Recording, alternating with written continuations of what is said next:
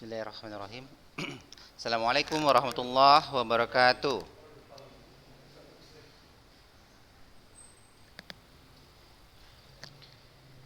Kaifahalukum anak-anak semua? Sehat semuanya ya? Alhamdulillah ya, mudah-mudahan hari ini masih dalam rahmat dan dalam keadaan sehat ya, dimanapun berada bersama keluarga di rumah.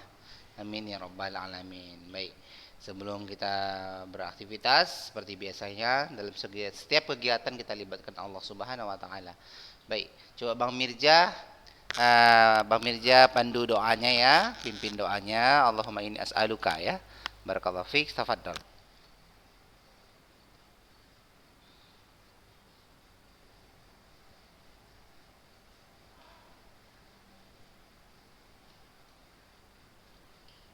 Amin ya rabbal alamin. Syukran kasiran kepada Bang Mirza yang telah membawakan doa pada pagi hari ini.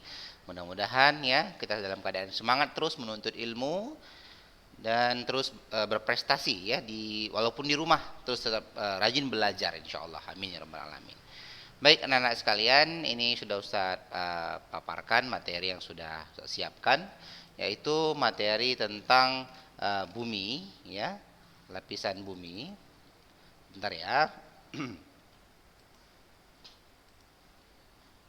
Nah, sudah kelihatan ya? Nah,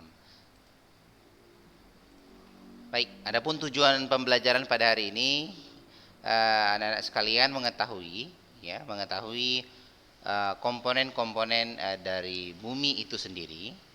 Yang selanjutnya adalah anak-anak sekalian mengetahui secara detail insya Allah pembagian dari komponen yang akan kita pelajari pada hari ini.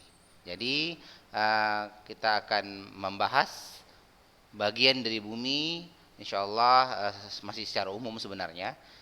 Secara khususnya nanti Ustaz tinggal baca kembali, nanti akan Ustaz kirimkan PDF setelah pembelajaran ini selesai, dan juga jangan lupa untuk latihan ya via quizzes yang sudah Ustaz siapkan nanti dikirim di link grup masing-masing.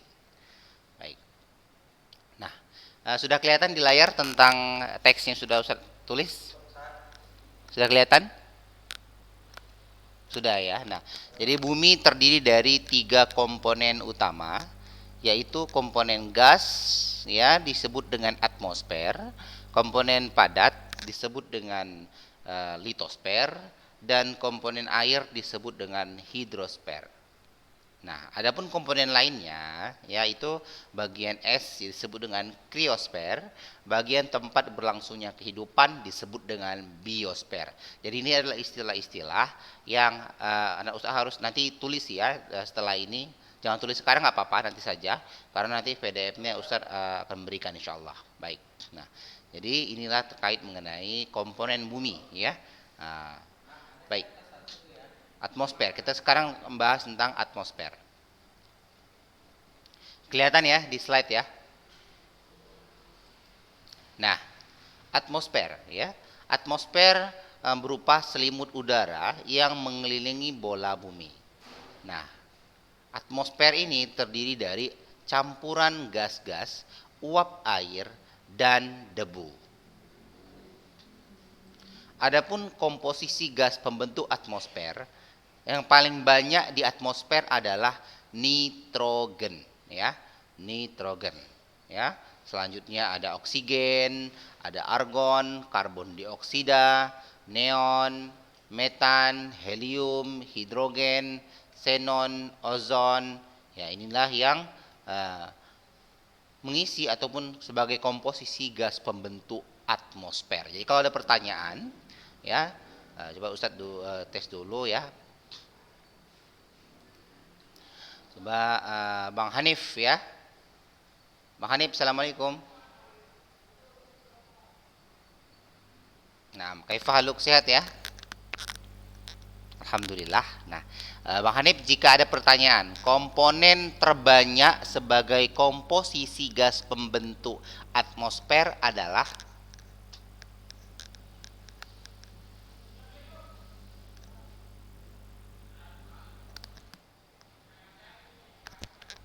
Afwan, bisa dikeraskan suaranya?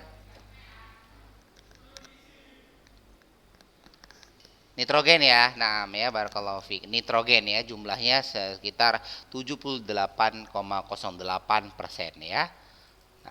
Nah, kita lanjutkan kembali.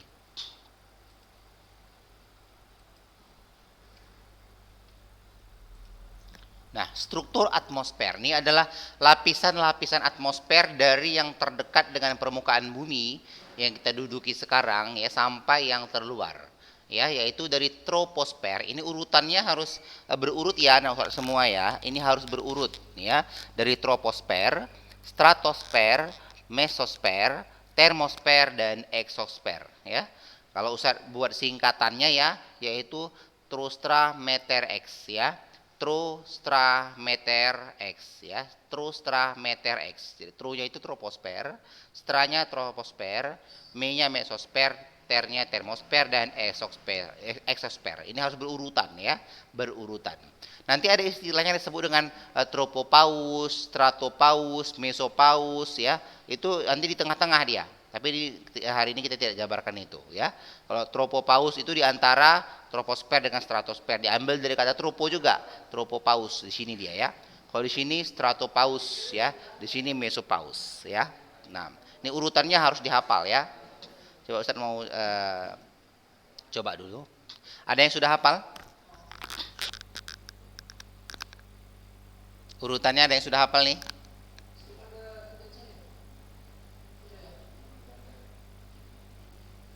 Assalamualaikum Bang Muhammad Sultan.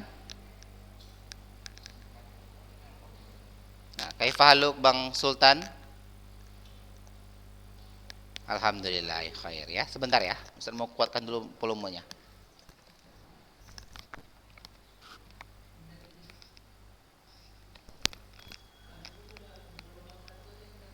Halo? Nah, Bang Sultan mendengar ya? Nah, Ustaz kuatkan suaranya.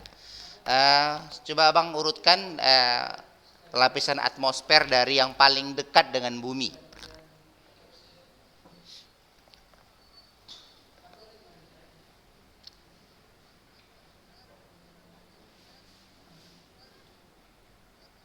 Naam ya, barakallahu fiik. Jadi itu urutan dari yang terdekat dengan permukaan bumi sampai yang paling terluar, ya. Nah, sekarang kita balik dari yang terluar sampai yang paling dekat dengan permukaan bumi. Coba Bang Fatur, ya Fatur Sitorus ya. Assalamualaikum. Nah, kaifa Bang Fatur, sehat? Alhamdulillah ya. Coba Abang urutkan dari yang terluar sampai yang terdalam.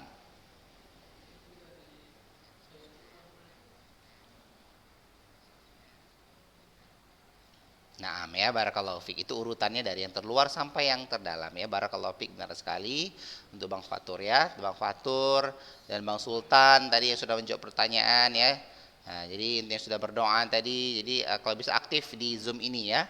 Karena ini bagian dari penilaian Ustadz ya, nama-nama yang sering didengar ini merupakan penilaian juga ya, ada namanya penilaian keaktifan ya. Jadi kita nilai itu tidak hanya ketika ujian dan Ustadz semua ya, tidak hanya ketika ujian kita menggunakan apa namanya Google Form, tapi juga ada nilai harian ya. Nilai harian ini dilihat dari keaktifan mengikuti Zoom ya. Nah, jadi kalau ada Ustadz ada pertanyaan bisa atau ada ingin menjawab pertanyaan ya, tafadhol silakan. Jawab pertanyaannya. Baik, kita lanjutkan kembali. Itu urutannya ya. Nah, ini dia kalau kita lihat jarak-jaraknya dari bumi yang kita tempati, ya, kita di sini. Nah, di lapisan yang pertama, troposfer, stratosfer, mesosfer, termosfer dan eksosfer ya. Lebih kurang jaraknya seperti ini ya, 10 km, 30, 50 dan 400 km ya. Nah, kita akan ya, ini jarak antara bumi dengan lapisannya masing-masing ya. Nah, baik. Di troposfer ada apa saja di sini? Nah, di lapisan atmosfer paling bawah ini artinya yang terdekat dengan bumi ya, permukaan bumi. Ketinggiannya sekian ya, DPL ini di bawah permukaan laut, tempat terjadinya fenomena cuaca. Jadi terjadinya cuaca hujan, angin, awan, salju ya, itu semua ada di troposfer. Jadi suhu udara berkurang lebih kurang 6,4 derajat Celcius setiap naik 1000 meter. Nah, coba Ustaz mau kasih pertanyaan dulu ya.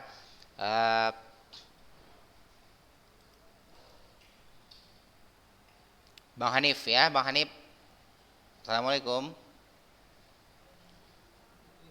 Tadi Bang Hanif udah ya tadi ya. Nggak apa-apa. Bang Hanif, baik Bang Hanif. Em, Kalau ada pertanyaan, tempat terjadinya fenomena cuaca itu terjadi di lapisan mana? Troposfer ya. Jadi nanti kalau ada pertanyaan mungkin saja nanti ada pertanyaan di quizzes ya. Mungkin saja ada pertanyaan di quizzes terkait mengenai troposfer ini ya. Misalnya tempat terjadinya fenomena cuaca terjadi di troposfer ya. Barakallahu fiik. Benar sekali jawaban Bang Hanif ya. Kita lanjutkan kembali. Selanjutnya stratosfer. Ya, stratosfer ini terletak ada lapisan ozon. Jadi sebagian besar terdiri dari atas gas ozon yang menyerap radiasi ultraviolet. Artinya ozon ini melindungi bumi dari sinar ultraviolet ya. Barakallahu fiik. Saya jelaskan dulu nanti saya berikan pertanyaan ya. Mesosfer ya, selanjutnya mesosfer menjadi lapisan pelindung bumi dari benda-benda luar angkasa ya. Jadi mesosfer ini adalah pelindung ya, pelindung dari benda-benda luar angkasa. Misalnya ada meteor misalnya kan yang jatuh ke bumi, jadi dihancurkan di sini gitu ya. Selanjutnya termosfer. Termosfer merupakan lapisan panas, suhu naik dengan bertambahnya ketinggian dan mencapai ribuan derajat Celcius ya, dapat membakar meteoroid. Di lapisan eksosfer, ya, di lapisan eksosfer lapisannya sangat tipis, unsur penyusun utamanya adalah hidrogen. Nah, ini juga lapisan disebut dengan lapisan antar planet, ya. Karena apa? Karena ini adalah lapisan terakhir, ya, dari lapisan atmosfer tersebut. Nah, terkait mengenai cuaca, ya, keadaan atmosfer di suatu tempat yang tidak luas pada saat tertentu dan biasanya tidak berlangsung lama, ya. Nah, kita habiskan dulu materinya, nanti Ustaz akan berikan pertanyaan. Unsur-unsur cuaca diantaranya adalah suhu udara, tekanan udara, kelembaban udara, angin, curah hujan, keadaan awan, intensitas penyinaran matahari. Ini merupakan unsur-unsur cuaca ya. Dan Ustaz jangan nyatat sekarang ya, nyatatnya nanti saja, nanti Ustaz akan kirimkan PDF-nya ya. Nah, tekanan udara. Apa itu tekanan udara? Tekanan udara adalah tenaga yang bekerja untuk menggerakkan massa udara dalam setiap satuan luas wilayah tertentu. Alat ukur untuk tekanan udara adalah barometer ya. Semakin tinggi tempat maka tekanan makin berkurang ya. Nah, jadi semakin tinggi maka tekanannya semakin berkurang ya. Nah, maka saya mau tanya dulu. Saya mau tanya dulu ke Bang Rizik ya. Bang Rizik, assalamualaikum. Naam. Tadi, Bang Rizik sehat ya? Alhamdulillah. Nah, jadi Bang Rizik, semakin tinggi tempat maka tekanan makin berkurang. Nah, kira-kira semakin tinggi itu suhunya semakin tinggi atau suhunya semakin rendah? Kalau tinggi itu berarti panas ya. Kalau rendah itu berarti dingin. Nah, suhunya makin pertama berarti panas berarti. Yakin? Kalau kalau Abang pernah jalan-jalan ke daerah pegunungan? Pernah? Pernah ya. Nah, di daerah pegunungan itu suhunya dingin atau panas? Dingin ya, ternyata ya terjawab itu sebagai contoh aplikasi nyata. Nah, jadi rendah atau tinggi itu Bang Rizik?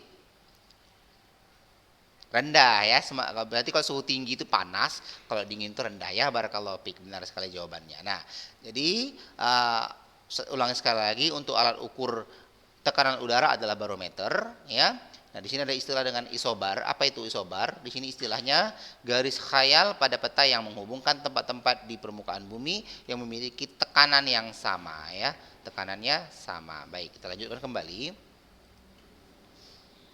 Lapisan ozon ya, lapisan ozon itu lambangnya adalah O3 ya. O3. Kalau O2 ada yang tahu nah Ustaz? O2 itu apa? Kalau O3 ozon. Ya, nah benar sekali ya, barakallahu fiik. O2 berarti oksigen ya.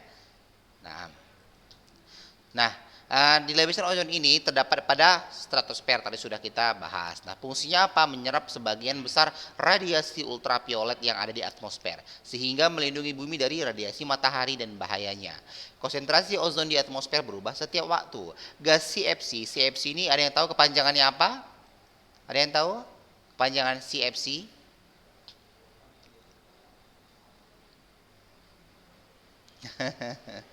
Ya, kalau itu ayam goreng ya. Nah, baik, CFC itu adalah klorofluorokarbon ya. Nanti bisa di searching juga, di googling ya, seperti apa tulisannya. Klorofluorokarbon ya. C-nya kloro, F-nya fluoro, C-nya karbon ya. Klorofluorokarbon ya. Yang dihasilkan banyak dari misalnya pendingin-pendingin alat-alat pendingin yang ada di kita pakai misalnya kulkas ya, yang kita sebut dengan gas freon ya. Nah, kita lanjutkan ya. Nah, menipisnya lapisan ozon menyebabkan meningkatnya penyakit kanker dan katarak pada manusia, merusak tanaman pangan dan meningkatkan kadar karbon dioksida di udara ya. Itulah bahaya dari apa? Bahaya dari sinar ultraviolet ya. Nah, kita lanjutkan.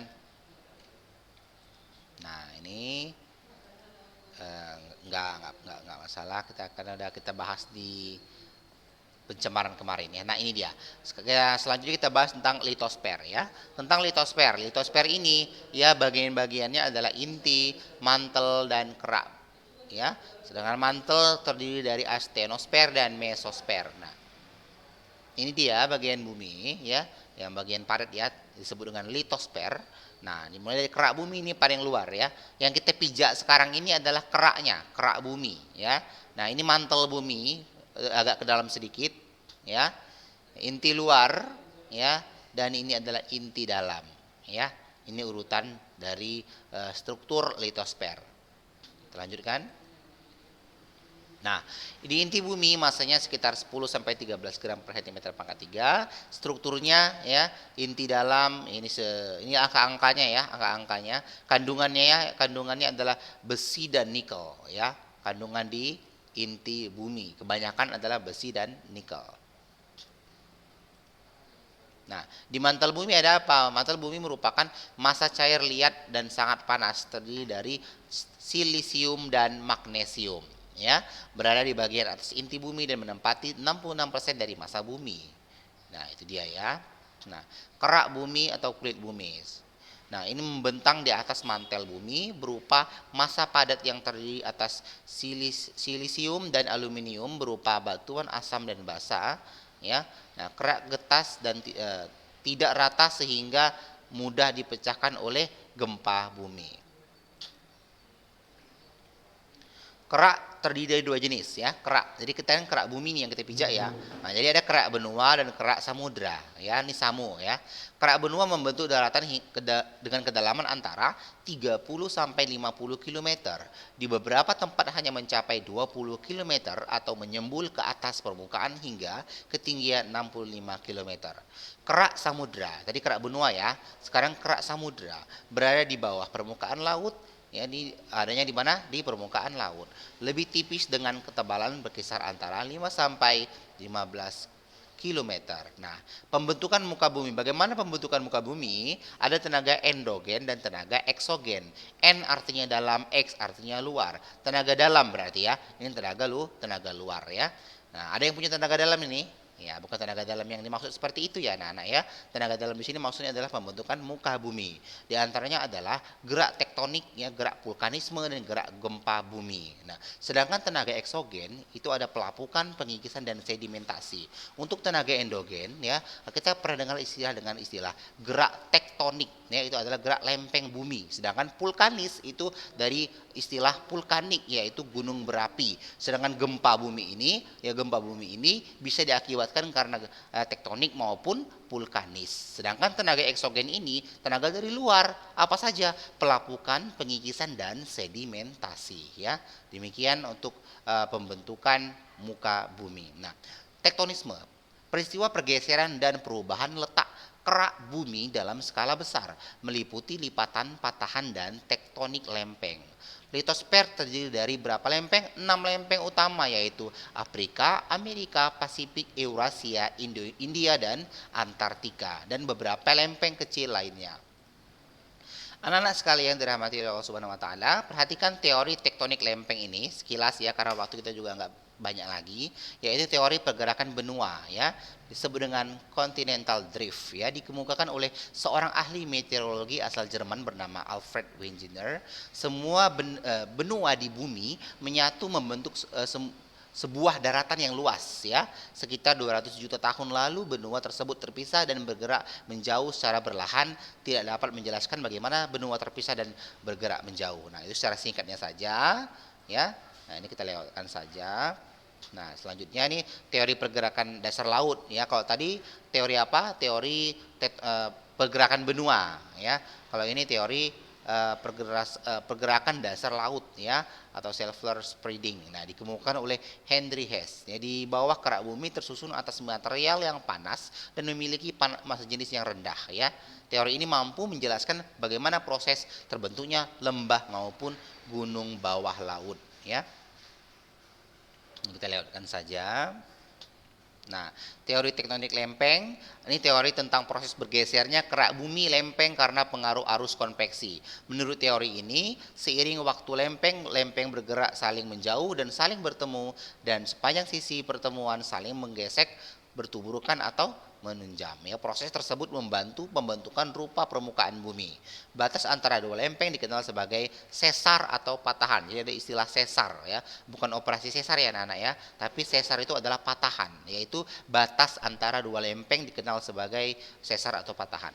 Pada umumnya di daerah sesar, pada daerah yang lunak atau tekanan yang hebat, banyak terdapat gunung api dan sering terjadi gempa ya. Ini dia. Nah, ini kita lihatkan saja.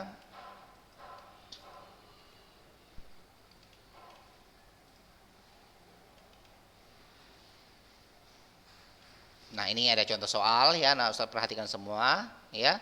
Contoh soalnya, wilayah Indonesia merupakan tempat bertemunya 3 lempeng besar ya. Nah, jadi ini perlu diperhatikan, lempeng Australia, lempeng Pasifik dan Eurasia. Ustaz ulangi ya, wilayah Indonesia merupakan tempat bertemunya 3 lempeng. Apa-apa saja? Lempeng Australia, Pasifik dan Eurasia. Contoh yang kedua, lapisan yang berfungsi sebagai selimut bumi dan mengandung silisium, aluminium, dan magnesium. Tadi apa jawabannya? Ya, mantel bumi ya, benar sekali. Nah, lapisan ozon dapat mengalami terganggunya konsentrasi ya, karena adanya gangguan gas yang mampu memecah molekul ozon di atmosfer. Gas yang dapat merusak lapisan ozon tersebut, gas apa namanya? CFC. Apa kepanjangan CFC? Ya, tadi ada yang benar tadi. Klorofluorokarbon ya, CFC, klorofluorokarbon ya.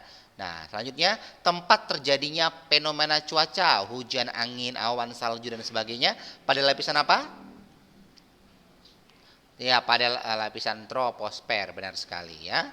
Lapisan ozon diperlukan untuk melindungi bumi dari radiasi sinar ultravioletnya. Lapisan ozon ini terdapat pada lapisan.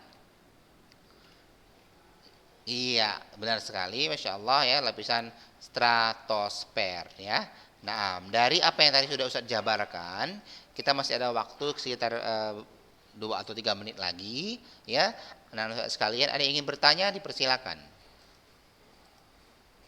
Nanti materi untuk mengenai materi seperti apa materinya, nah Ustadz bisa nanti cek di PDF ya, karena PDF-nya sebentar lagi insya Allah Ustadz akan kirim ya.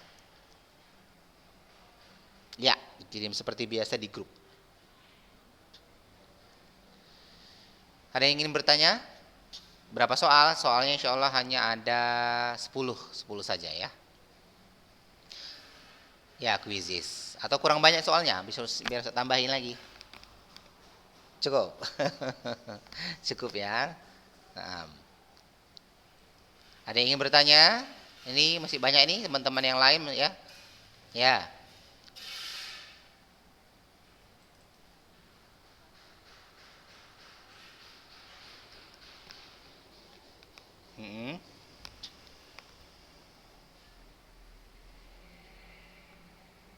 Lautan. Nah, jadi seperti yang kita pelajari tadi, ya, lautan itu ada istilahnya kerak samudra, ya. Jadi kalau kita review ini dia gambarnya tadi ya, sama tadi lihat dulu. Nah, terkait mengenai kerak, kerak tadi ada dua, yaitu kerak benua dan kerak samudra. Nah, baik. Yang namanya kerak ya, namanya kerak itu di mana bagian kerak di luar ya, nah ya. Nah, di luar ya. Nah, bagian kerak ya. Nah, jadi kalau mengenai luas, nah kalau mengenai luasnya beda sama kedalaman ya anak-anak ya. Nah, luas sama kedalaman itu berbeda. Nah, sehingga yang namanya kerak itu berarti berada di atas permukaan bumi. Sedangkan mantel bumi itu dia masuk ke dalam. Nah, untuk mengenai kandungan mantel bumi itu sendiri, ya seperti yang tadi sudah saya jelaskan, ya mantel bumi merupakan massa cair liat, jadi dia bukan lautan ya. Nah, jadi tidak sampai ke laut jawabannya. Dan sangat panas, terdiri dari silisium dan magnesium. Berada di bagian atas inti bumi dan menempati 66% dari massa bumi. Ya, jadi jawabannya apakah laut itu sampai ke bumi, sampai ke mantel bumi? Tidak ya, karena kedalamannya ya, karena masalah laut ini dia berada di permukaan bumi ya. Nah, apakah bisa terhubung sampai ya, kalau bisa di kerok atau di sampai ke dalam ya, kita tembus sampai ke dalam, bisa tembus nggak? Bisa jadi tembus gitu ya, kedalamannya ya. Nah, karena kan bagian permukaan bumi ini tidak rata ya anak-anak Ustadz ya. Tidak rata artinya tinggi rendah permukaan bumi itu ada, itu dia ya. Nah, itu dulu yang bisa Ustaz jawab ya. Mungkin nanti lebih detailnya nanti kita cari ilmunya lagi ya. Syukron atas pertanyaannya, bagus sekali ya. Ada lagi yang bertanya? Ya, inti dalam bumi ya. Nah, jadi Allah menciptakan sesuatu hal itu pasti ada manfaatnya, ya kan? Nah, mengenai inti bumi ya, ini banyak sekali yang kita belum pelajari ya. Namanya masih banyak ilmu yang harus kita gali, banyak ilmu yang harus kita cari ya. Nah, jadi sampai saat ini ya, misalnya saja ya, tambang minyak kita katakan contoh ya, tambang minyak. Nah, tambang minyak dilakukan dengan cara apa? Pengeboran ya. Nah, pengeboran sampai sedalam-dalamnya berapa kilometer gitu ya. Nah, untuk mencari apa? Mencari minyak, kandungan minyak tersebut gitu. Nah, jadi memerlukan waktu yang lama dan proses yang modernisasi untuk memperoleh kandungan minyak sampai ke dalam-dalamnya. Apakah sampai ke inti dalam bumi gitu kan?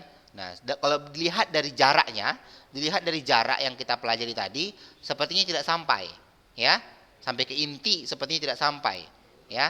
Nah, tapi nanti kita akan cari lagi ilmunya, khususnya untuk proses pengeboran misalnya contohnya ya, proses pengeboran minyak bumi itu kira-kira sampai berapa kilometer baru minyaknya dapat. Nah, seperti itu ya.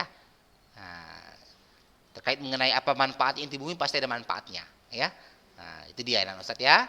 Pertanyaan bagus-bagus sekali hari ini ya, luar biasa. Baik, nah, karena waktu kita juga yang sudah ini habis ya.